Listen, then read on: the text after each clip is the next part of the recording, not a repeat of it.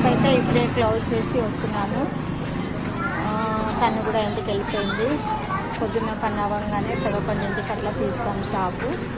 ఇంకొకటి నేను ఇంతకుముందు సేల్స్ మ్యాన్గా చేశాను కదా అండి, సేల్స్ గర్ల్స్ లాగా. అయితే 2 నెలల శాలరీ ఇవ్వాలండి. మనం చేసేదే మన ఇంటి ఖర్చు కోసము, రెంట్ కట్టుకోవడానికి.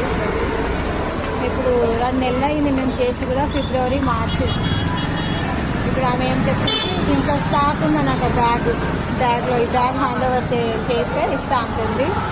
దేవుడి దయ వల్ల నాకు 2 నెలల శాలరీ రావాలని కోరుకుంటున్నాను.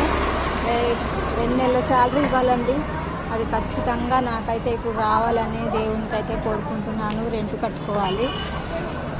ఇంకా బ్యాగ్ అయితే హ్యాండ్ ఓవర్ చేయడానికి వెళ్తున్నానండి. ఇక్కడే ఉంటారు వాళ్ళు, మా కాలనీ పక్కకే ఉంటారు సూపర్వైజరు. ఓకేనండి.